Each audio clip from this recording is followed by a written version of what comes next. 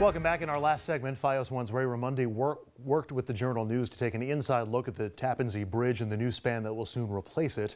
I recently spoke with writer and editor Robert Brum and features reporter Peter Kramer. Peter, Robert, it's hard to understate what a landmark the Tappan Zee Bridge has been for the lower Hudson Valley. In fact, LowHud.com, their new avatar on Twitter, is of the new look of the Tappan Zee Bridge. You can see it there in the lower left-hand corner. Not only that, but our newscast that we did for the lower Hudson Valley, we have a screen grab of it from 10 years ago. There's a lot more hair on somebody's head there, but you can see the old Tappan Zee Bridge is the background. Is there any other more recognizable landmark for the lower Hudson Valley than the old Tappan Zee and perhaps the new Tappan Zee Bridge? I can't think of one except that maybe backup lights or traffic. Maybe no. I think that's exactly right. It connects the two counties and it makes that statement. It also really did spur development in this region, particularly in Rockland County. Is that correct? Absolutely, absolutely. I think if you think about 1955, when the bridge opened, December 15th, 1955, there were 500 farms in Rockland County with names like Cropsey and Davies and Conklin's, and those are the major farms. But there were 500 people farming, 500 families farming in Rockland County. Fast forward all these years later, and just those big names are left, and only not to any great degree. So Rockland was a remote outpost by all stretch of imagination. I mean, my family moved to Rockland County in 1957, shortly after the bridge was built. Mm-hmm. We came from Bergen County, but before that, Rockland County was really, it was out there. It wasn't commutable. It wasn't an easy place to get to. So that really changed the nature of Rockland County. It was also a boon for Westchester in ways that many people don't think about that much. Absolutely, because we were speaking earlier. I think the thing about the bridge is that it was a connection. It was built as a connection, connecting the thruway to New York City. And when it opened on December 15th, 1955, it was billed as this connection to New York City that was only 3 miles away from the Tuckahoe, from the toll booth in Yonkers to the Bronx line. That was how far it had to go to get to the Major Deegan, which would connect it to the Big Apple. But it was built where it was built so that the money could go to the thruway and pay for the thruway all the way to Buffalo. So think about it, a highway that connects Buffalo to New York City, and it needed this cash register, and the cash register was the Tappan Zee Bridge. And that really changed it, and it also opened up some more connections. It opened up the possibility, things that were on drawing boards for years, the 287 and the New England Thruway. When all those connections were made, you could go from Buffalo to New England and bypass New York City, but they would take your money on the way across. It was such a symbol of progress and advancement for the region. Do we know when it sort of shifted into ugly stepchild mode, the item that people in both Rockland and Westchester weren't particularly proud of? I don't know that we can really say definitively a year, but it's clear that the volume of traffic quickly, outpaced whatever they were really expecting. I don't know that they were really ever expecting they would have to change this bridge, and certainly not this soon. So the growth, especially once they hooked it up with 287 in the early 90s, that was really created a traffic flow that the bridge couldn't handle. One of the aspects of your special report that I'm really looking forward to are some of people's memories about the bridge, and I guess not only when it opened, but just the bridge itself. Is there anything you can share with us to sort of wet our whistle a little bit before we get to see it? I sit next to Robert, and I've been hearing him talking to people. Tell him about the woman with the horse.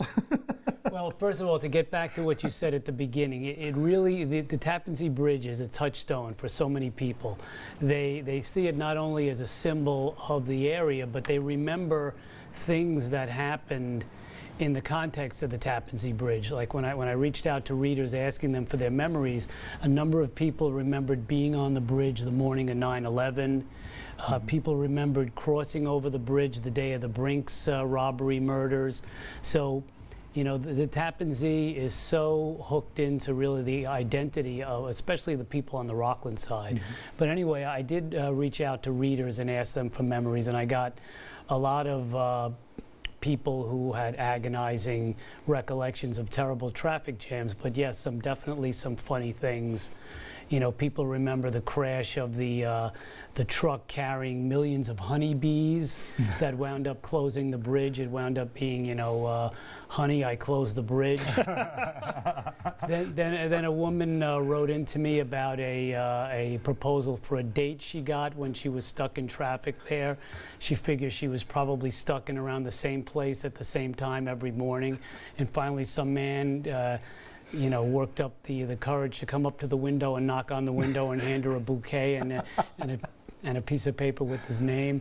Another woman told me she was on her way over the bridge to give a cooking demonstration in White Plains, and all of a sudden the hood of the car flew up.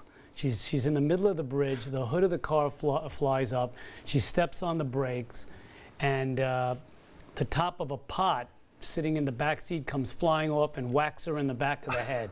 She says, I don't know how, but there was no accident that day. So it seems like everybody, you know, once you bring up Tappan Zee Bridge, they've got a story for you. You know, we were just looking at pictures that Frank Becerra, one of our photographers, brought in from the 80s of people in traffic jams that were so heavy that they took lawn chairs out of the trunk and were sunbathing on the deck.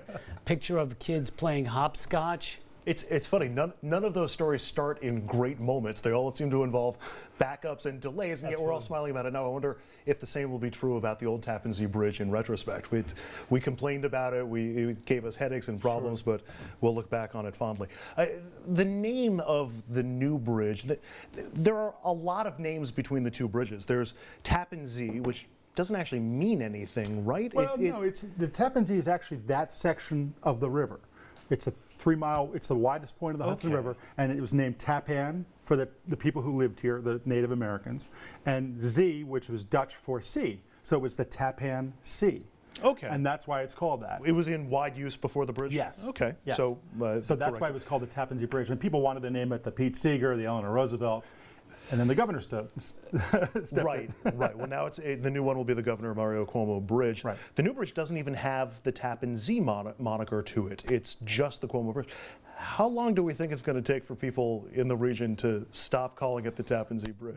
Well, you know, to get back to what we were talking about, the number one, you know, we got, I guess, dozens of comments when I asked people to write in about their memories of the old bridge, and the number one comment I got from readers was, you know, the new bridge will always be the Tappan Zee Bridge in our eyes. We don't care what they name it.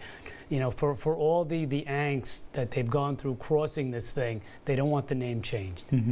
So maybe a couple generations. Yeah, it may take that or longer. Well, Friday, August 25th is the day the new bridge opens.